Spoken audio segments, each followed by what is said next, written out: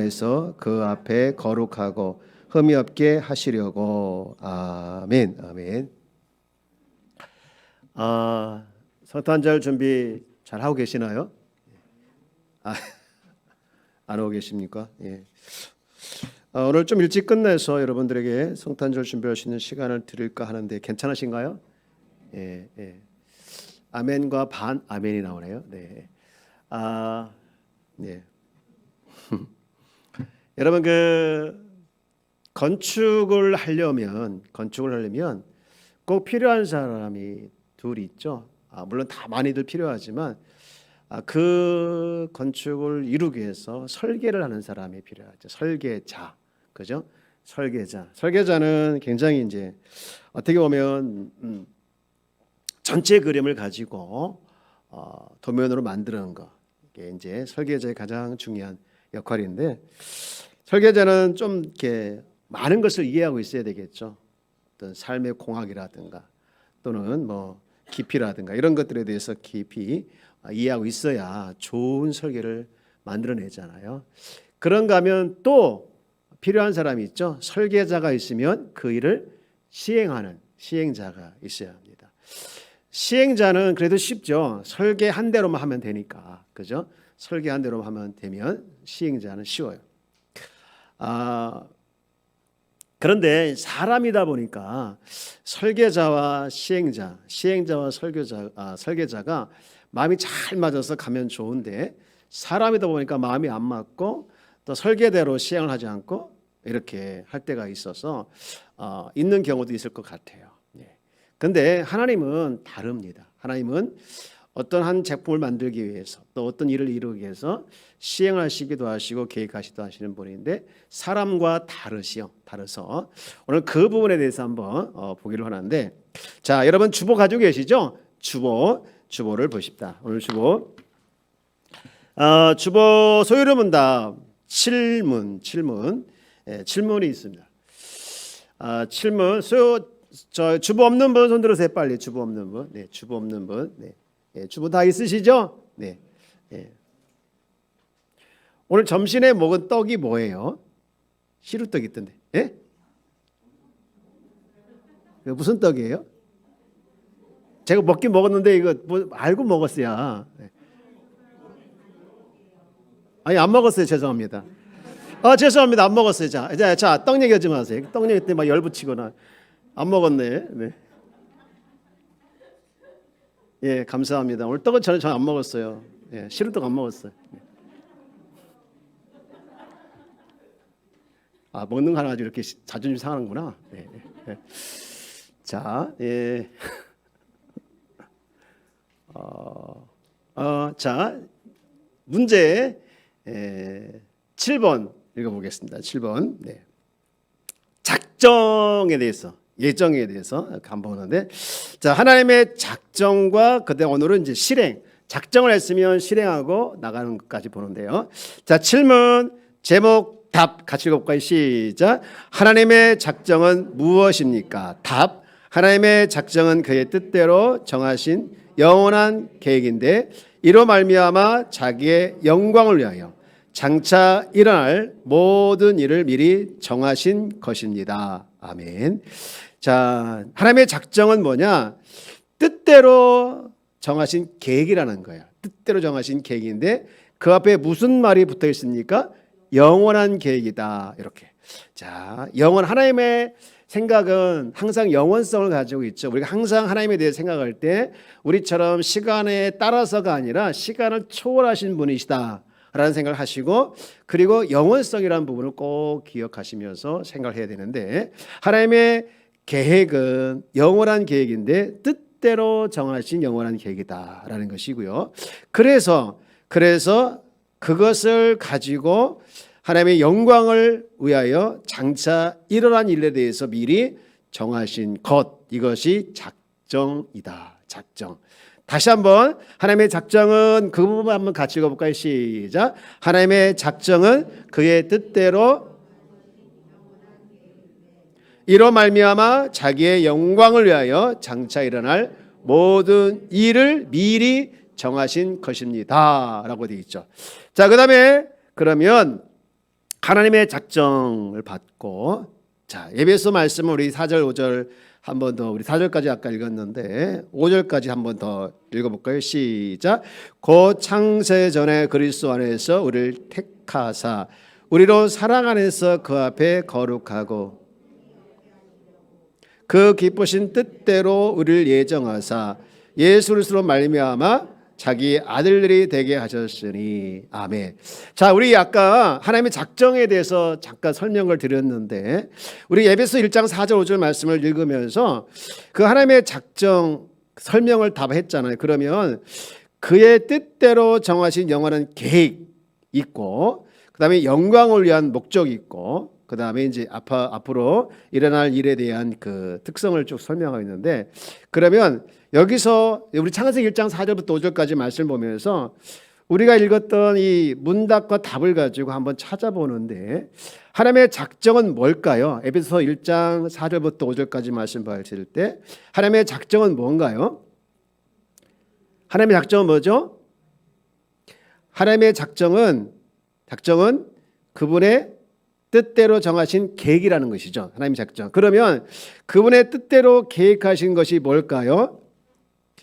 곧 창세전에 그리스도 예수 안에서 우리를 택하사 우리를 사랑 안에서 그 앞에 거룩하고 흠이 없게 하시려고 그의 기쁘신 뜻대로 우리를 모아사 예정하사 우리로 하여금 예수 그리스도로 말미암아 자기 아들들이 되게 하셨으니. 하나님의 작정은 뭐예요? 하나님의 작정은 그렇죠. 우리를 누구의 아들 되게 하시는 것? 자기의 아들들이, 그래서 하나님의 아들이 되게 하는 것, 아들들이 되게 하시는 것, 이것이 하나님의 작정이다라고 볼 수 있습니다. 자, 여러분 이렇게까지 이제 보고요. 그러면 오늘 여러분 여기 다시 보면은 하나님의 작정해 가지고는 있는데 여러분 여기에 보면 그의 뜻대로 영원한 계획이 있습니다. 자, 우선 이 말을 한번 보실래요? 하나님의 작정은 그의 뜻대로 정하신 영원한 계획이라는 말이 있는데 계획과 뜻이 좀 다르죠. 계획과 뜻이 좀 구분될 필요가 있습니다. 계획과 뜻. 여러분, 우리 아까 이제 건축을 하기 위해서 건축자가 필요하고 또 설계자가 필요하고 시행자가 필요했던, 하나님은 이제 역시 마찬가지로 건축을 하기 위해서 계획과 시행을 하는데, 자, 그러면 여기서 그 건축과 시행을 하되 뜻이 있고 계획이 있는 거예요. 뜻이 있고 계획이 있는 것이죠. 우리가 좀 그것을 분별해서 우리가 한번 보기를 원하는데요. 여러분, 하나님의 뜻과 계획이 필요한데요. 하나님의 뜻, 하나님의 계획, 예를 들어서 아까 자기 아들들이 되게 하셨다라는 것이 하나님의 뜻일까요?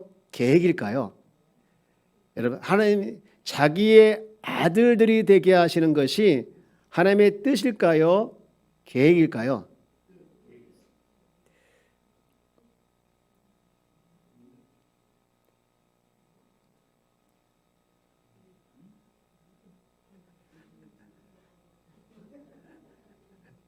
하나님의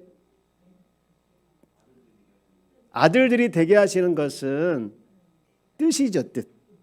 뜻이죠. 그럼 아들들이 되게 하시는 뜻이라고 하면 그 아들들 되게 위한 하나님의 계획은 뭘까요? 계획은 택하시고 그다음에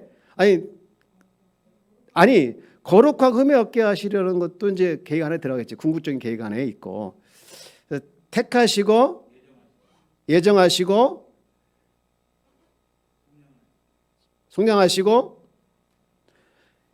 계획, 우리가 이 하나님의 뜻과 계획에서 구분이 좀 필요한데 뜻은 분명해요. 뜻은 아주 명확해. 그런데 하나님의 계획은 정말 모를 때가 많아요. 정말 모를 때가 많고 어려울 때도 많고. 예? 응? 예. 예.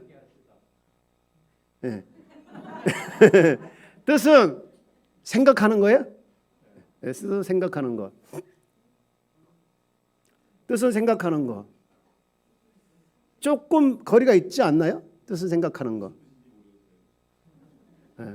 뜻은 이제 궁극적으로 이루고 싶은 것이 뜻이죠. 이루고 싶은 것이 뜻이죠. 여러분 부모님에게 질문해 볼게요. 여러분 자녀를 두면서 자녀를 향한 뜻이 있죠. 그죠? 저도 우리 자녀 둘이 있는데 제 지금 뜻은 결혼시키는 거예요. 그러면 이 뜻을 이루기 위해서는 제가 무슨 계획을 세워야 되겠죠? 에? 잠깐만 뭐라고 했는지 이해를 못했어요. 아, 결혼정보에 가라.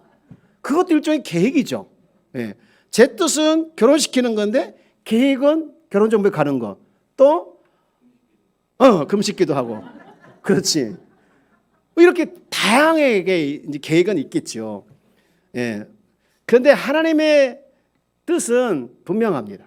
분명해요. 자기 아들들이 되게 하는 거 분명한데 하나님의 계획은 정말 우리가 은밀하고 하나님께서 계획 세우신 은밀하고 때로는 이해하기 어려울 때가 있다라는 거예요. 있다라는 거예요. 사람과 좀 다르게 그렇게 한 부분이 있는데 여러분 그래서 언젠가는 물론 이제 하나님의 계획과 은밀하겠지만 언제나 희미하게 보이는 그 하나님의 계획들이지만 언젠가는 은밀하게 보이는 하나님의 계획들이 언젠가는 그 계획들이 명확하게 분명하게 드러날 날이 있다고 성경은 말하고 있습니다. 믿습니까? 어디에 있을까요? 고린도서 13장 12절 말씀 한번 볼까요? 자, 여러분들이 지금 고린도전서 13장 12절 말씀 찾았으면 아멘. 제가 오늘 성경은 안 띄워요. 오후 예배는 안 띄우는데 한번 찾아보세요. 고린도서 13장 12절 말씀을 한번 찾아볼까요? 13장 12절 말씀은 고린도전서 13장 12절 12절 말씀 찾아보기를 원합니다.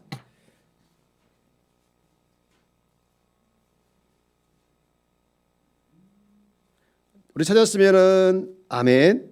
네, 한번 같이 읽어볼까요? 시작. 우리가 지금은 거울로 보는 것 같이 희미하나 그때는 얼굴과 얼굴을 대하여 볼 것이요 지금은 내가 부분적으로 아나 그때에는 주께서 나를 아신 것 같이 알리라. 아멘. 무슨 말입니까? 지금은 거울로 보는 것 같이 희미할지라도 하나님의 계획은 우리를 향한 그 하나님의 사랑과 또 하나님의 지혜가 깃들어 있기 때문에 그 계획에 우리가 순종하면 또 하나님의 뜻에 순종하게 되어지면 언젠가는 그 하나님의 뜻을 우리가 분명하게 하나님의 계획을 분명하게 알게 될 거라는 거죠. 알게 될 것이라는 것이죠. 여러분 우리가 이 세상에 일어나는 일들에 대해서 우리는 참 사람이 헤아리기 어려울 정도로 이제 어려운 부분이 이제 많이 있습니다. 하지만 그래서 어떻게 보면 헤아리기 어려워서 하나님을 때로는 비방하고 때로는 이해 못하고 그럴 때가 있겠지만 그래서는 안 된다는 것이죠. 우리가 지금은 정확하게 모르겠지만 언젠가는 정확하게 알 때가 있다라는 것이죠. 예. 여러분 하나님의 작정은 누구의 개입도 없어요. 누구의 개입도 없고 하나님의 영원하신 하나님께서 불변하신 하나님께서 무한하신 하나님께서 하나님의 그 특성을 가지고 속성을 가지고 뜻을 정하고 계획을 하셨기 때문에 그것에 대해서 우리가 항거하거나 그것에 대해서 우리가 비난할 수 있는 부분은 안 된다라는 것이고 또 어떤 것에 영향을 받지 않는 것이죠. 자 그러면 우리 다시 질문을 보면 하나님의 작정은 그의 뜻대로 정하신 무슨 계획이라고 했습니까? 영원하신 계획이다라고 했습니다. 그러면 영원한 계획인데 자, 두 번째 이 하나님의 작정에 대해서 우리가 쭉 봤고요. 작정은 그렇고 그러면 이 작정의 목적은 뭘까요? 목적. 작정의 목적. 다시 우리 질문 볼게요. 하나님의 작정은 무엇입니까? 하나님의 작정은 그의 뜻대로 정하신 영원한 계획인데 그 다음이 이제 목적이죠. 이로 말미암아 자기의 무엇을 위하여? 영광을 위하여. 영광을 위하여, 하나님의 영광을 위해서 이제 목적을 정하셨다라는 것이죠. 하나님의 영광을 위해서. 우리 어떤 분들은 그렇게 말을 해요. 모든 영광 하나님께 올려드립니다 했을 때 그 부분을 잘 이해 못해서 하나님은 너무 이기적이신 것 같다. 이기적이신 것 같다. 죽든지 살든지 하나님의 영광을 위해서 하라고 했고, 또는 우리가 영광 하니까 왜 다 우리 하나님 중심으로 살아가야 되냐 하면서, 우리 인간도 있는데 또 인간을 위해서 살아야 되지 않는 부분 있지 않는가 하면서 이해를 못하시는 부분도 있더라고요. 여러분, 하나님의 영광을 위한다는 것이 뭘까요? 하나님의 영광을 위해서. 하나님의 영광을 위해서. 우리가 하나님의 영광을 위한다라고 하는 것은요, 그렇죠. 이름을 나타내는 것이 또 하나님의 영광을 위하는 것이고, 하나님을 드리는 것도 영광이에요. 그런 것들이 있고요. 영광. 아까 우리 찬양 부를 때 노엘 했죠? 안 했나? 그 영광 아닌가요?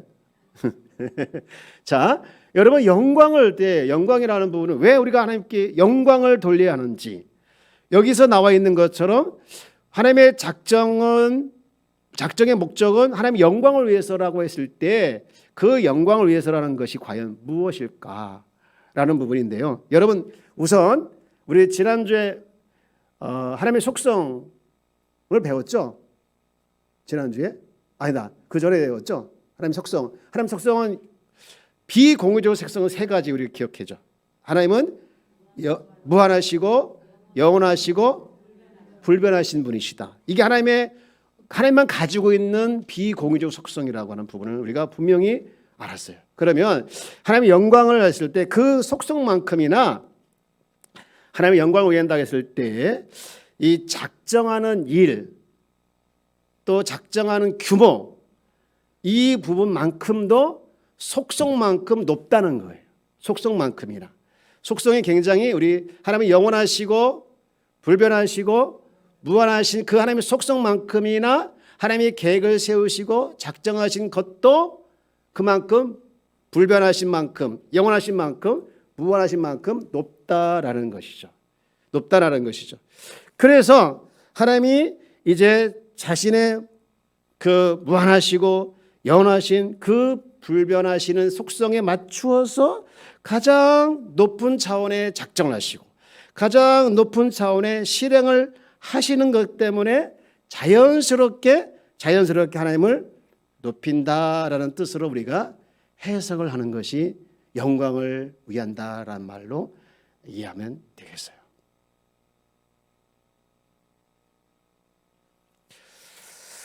그러니까 하나님의 영광을 위한다라는 것은 하나님 자신만을 위해서가 아니라 그만큼 높고 깊고 그만큼 이제 큰 가치 있는 차원에서 작정하시고 또 뜻을 정하시고 계획하셨기 때문에 그 자체가 영광을 올려드리는 것이 된다라는 것이죠.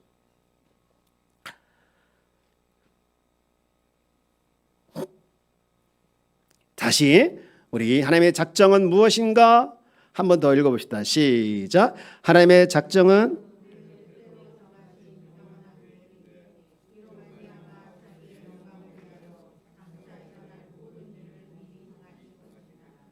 아멘. 네, 아멘. 하나님의 영광을 위해서 이제 작정하셨다라는 그만큼 높은 차원의 계획이시고 높은 차원의 뜻이다. 그렇기 때문에 자연적으로 이와 같이 이와 같이 해석할 수 있는 것이고요. 여러분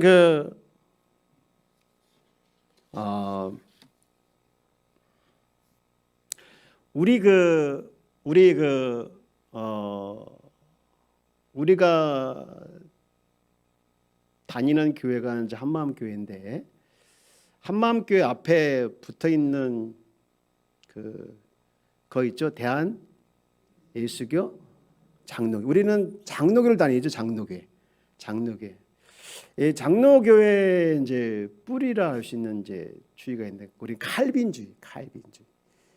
칼빈주의하고 또 다른 주의가 있는데 칼빈주의는 예정을 믿어요. 예정을 믿는 거거든요. 예정. 우리 예정을 믿는 거 아시죠? 우리 아까 창세기 1장 말씀 좀 보시면 창세전에 그리스도 안에서 우리를 택하였다라고 믿는 것이 예정이에요. 예정인데 여러분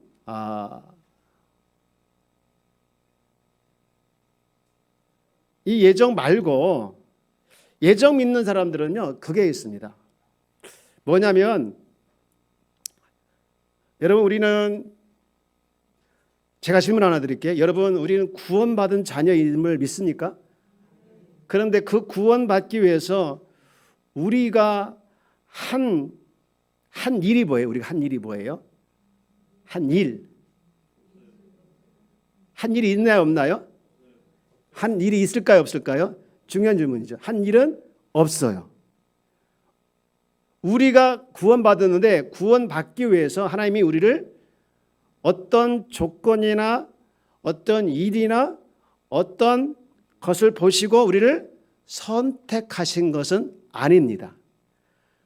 우리는 하나님 앞에 선택받을 수 있는 자격도 없었고 선택받을 만큼의 한 일도 없었고 또 선택받을 수 있는 만큼의 가지고 있는 능력도 없었어요. 이것을 칼빈주의에서 뭐라고 하느냐? 우리를 전적인 타락이에요. 전적인 뭐라고요? 타락. 그러니까 완전히 타락. 저를 한번 따라서 볼까요? 전적인 타락. 전적인 타락이라고 하는 부분은요. 이 타락 부분이 예를 들어서 10가지 있어요. 10가지 있는데 이 10가지 중에서 하나는 안 타락하고 나머지는 타락했다. 이게 아니에요. 요거는 누가 얘기하냐면 뭐 알미니어죠. 아르마니스주의 이렇게 얘기하는데 다른 데서 하는 거예요. 우리는 전적으로 타락했다는 것은 10가지 중에서 안 타락한 것은 하나도 없이 다 타락한 거예요. 이것이 뭐라고요? 전적인 타락이에요. 여러분 그러면 이를 전적으로 타락한 우리들을 보고서 하나님께서 우리를 어떻게 하셨을까요? 보시고서 야 너희들 진짜 도대체 구원받을 수 있는 자격도 없고 능력도 없고 조건도 안 되는데 우리를 이렇게 구원해 주셨습니다. 여러분 전적인 타락한 사람을 이렇게 전적으로 구원해 하나님의 말씀에 중심을 두고 봤을 때 여러분 우리는 어떤 구원의 조건이 있어서 구원받은 것이 아니라 순전히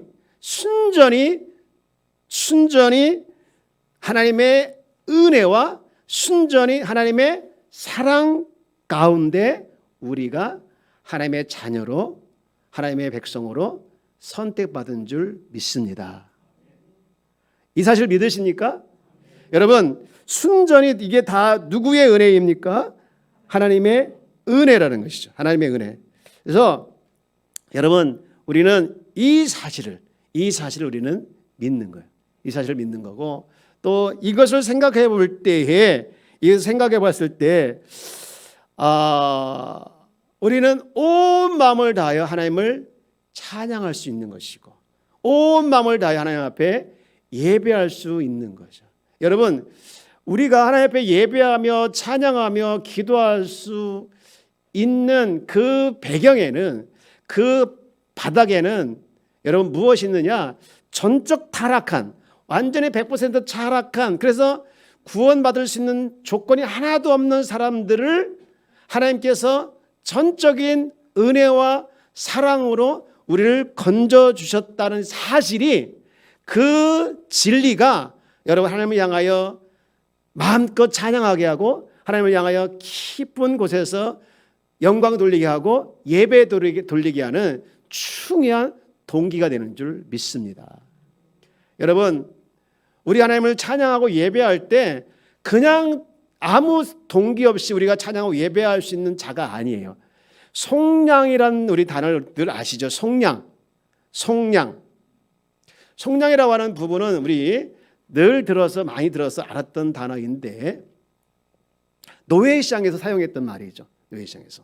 노예시장에서 이제 노예들이 다 있는데 이 사람 저 사람이 있는데 이서를 노예 주인이 와가지고 값을 치르고 사버린 것이죠. 대가를 치러 사버리신 것이죠. 우리도 여러분 가치는 뭐냐면요. 가치는 이렇게 생각하면 쉽게 얘기하면 가치는 그 사람의 값이다. 값어치. 두 분 쳐다보세요. 당신의 가치는 얼마니까 물어보세요. 얼마라고 대답을 했습니까? 장로님 얼마라고 답하던가요? 무한하다고. 아, 눈치가 빠르시네. 이 자신의 가치를 지금 값어치를 무한하다고. 예. 여러분 이렇게 가치 없는 우리를 하나님의 무한한 돈으로 안 되는 빚값이란 그것으로 우리를 구원해 주신 것이 속량의 은혜인 줄 믿습니다. 속량의 은혜. 이 속량의 은혜와 구원의 은혜와 선택하심의 은혜가 있는 사람은 하나님을 예배하지 말라 해도 예배하고 하나님을 찬양하지 말라 해도 찬양하게 되어지고 이렇게 떠들지 말라 해도 떠들 수 없어요. 네. 여러분 우리가 예배함의 동기가 찬양함의 동기가 선택받으심의 은혜 때문에 선택받으심의 사랑 때문에 속량받으심의 그 은혜와 사랑 때문에 예배와 찬양하는 자리가 되기를 주의 여러분 축복합니다. 저는 모르겠어요. 이 세상의 인구가 지구상의 인구가 얼마인지 모르겠지만 뭐 60억이라고 하기도 하고 뭐 그렇게 하는데 가끔 생각해봐요. 60억의 인구 중에서 어떻게 나를 보았을까? 어떻게 나를 선택했을까? 어떻게 나를 쳐다보시면서 나를 선택하셨을까? 라는 생각하면 막 전율이 와요. 전율이 오고 아까 읽었던 요한복음 10장 우리 낮에 읽었던 10장 그 11절부터 18절에 보면은 이제 자기 양을 위해서 목숨을 버리기까지 하셨던 그 선하신 목사의 그 특징을 보면 오늘 아침에도 막 전율이 오는 감동이 와서 한참 동안 이제 멍하니 앉았었는데 여러분 우리가 하나님을 향하여 예배하고 찬양하고 기도하고 또 전도하고 봉사하는 모든 것의 동기가 속량하심의 은혜 구원받으심의 은혜가 되기를 주의 여러분 축복합니다. 누구에게 보이기 위해서 누구에게 자랑하기 위해서가 아닌 여러분 이 마음의 동기가 되어지면 하는 것이 기뻐지는 거예요. 그리고 하나님은 또 그렇게 하는 자에게 또한 또 하나의 은혜를 더 주실 줄 믿습니다. 여러분 우리 인사 한번 해볼까요? 은혜로 합시다. 예, 뭘 하자고요? 은혜로 하자고요. 할렐루야. 은혜로 감당하기를 주의 이름으로 축복합니다. 자, 이 속량하심의 이 작정에 대해서 여러분 조금 이제 봤고 그러면 자 오늘 제가 3시까지 끝내려고 했는데 멋있게 보세요. 그냥. 자 마지막 8째 8번째 문제 봅시다. 8번째 문제. 네, 8번째 문제. 여기는 간단해요. 자 우리 한번 같이 읽어봅니다. 시작. 하나님은 그의 작정을 어떻게 실행하십니까? 답. 하나님은 그의 작정을 다시요. 하나님은 작정을 했죠. 영원하신 하나님께서 불변하시고 무한하신 하나님 그 속성을 가지고 하나님의 영광을 위해서 작정을 하셨는데 그러면 그 작정만 세우고 끝나는 거냐? 작정을 했으면 실행이 옮겨야 하잖아요. 건축을 하기 위해서 설계자가 있는가 하면 시행자가 있다 했잖아요. 실행의 방법이 뭐냐? 사용하는 사용하는 도구가 2가지 있네요. 뭡니까? 하나님의 그의 작정을 뭐를 통해서? 창조와 섭리를 통해서. 다시 한번요. 창조와 섭리를 통해서 이제 하신다. 여러분 그러면 우리 그 말씀을 한번 읽어봅시다. 시작. 믿음으로 모든 세계가 하나의 말씀으로 지어준 줄을 우리가 아나니 보이는 것은 나타나는 것으로 말미암아 된 것이 아니라 이 그 작정의 실행 그 도구가 섭리와 사역인데 이 섭리와 창조의 차이점을 한번 그 밑에 설명을 잠깐 써놨죠. 창조는 시작. 창조는 계획을 세워 집을 짓는 것과 같고 섭리는 완성된 집을 가꾸는 것과 같습니다. 이 창조와 그다음에 계획, 창조와 섭리를 이제 다음 주 오후 예배 때 계속해서 보도록 하겠습니다. 오늘은 여기까지만 하는데 우리가 지금 이제 계속해서 소유를 문답에서 하나님에 대해서 쭉 봤어요. 하나님의 제가 이제 세가족 성경 공부를 하면서 마지막 시간에 제가 이제 사주 과정 중에 제가 마지막에 들어가는데 얼마 전에 어떤 분이 저한테 이제 목사님 하나님에 대해서 더 많이 알았으면 좋겠다라는 말을 부탁을 하더라고요. 하나님에 대해서 좀 많이 알아갔으면 좋겠다라는 얘기를 해서 참 제가 좋은 질문이다라고 하고 해서 조금 갖다 이렇게 얘기를 했던 적이 있는데요. 우리가 지금 하나님에 대해서 봤어요. 하나님에 대해서 봤는데 정리를 한번 쭉 지금까지 한 것을 제가 정리를 하면서 말씀을 드리겠는데요. 하나님의 존재에 대해서 봤어요. 하나님 존재. 하나님은 몇 분이시라고요? 한 분이고 그리고 두 번째 하나님의 속성은 뭐가 있죠? 공유적 속성과 비공유적 속성. 공유적 속성이라고 하는 것은 하나님도 있고 우리도 조금 있는 전혀 다르지만 완전히 뭐 차이는 있지만 좀 있지만 다른 같이 있는 것이 공유적. 비공유적 속성이 있죠. 세 가지 영원하시고 무한하시고 불변하신 하나님. 한 번 더. 예, 하나님의 속성, 하나님은 한 분이시다 하면서 지난주에는 하나님에 대해서 말씀을 드렸는데 삼위일체 하나님에 대해서 봤죠. 본질은 같고 위는 각각의 독립된 인격체로 계신 분. 그래서 본질 하나님, 성부 하나님, 성자 하나님, 성령 하나님. 이 본질이 하나님이나 본질은 같지만 각각의 위가 있어서 하나님 앞에 뭐가 붙었죠? 성부. 하나님 앞에 또 뭐가 붙었죠? 성자. 하나님 앞에 또 뭐가 붙었죠? 성령. 어떤 분은 성령님도 하나님이십니까? 라고 물어보시더라고요. 여러분 성령님 하나님이십니까? 아니십니까? 그런 말을 물어보면 안 돼요. 하나님도 성령님도 하나님이십니다.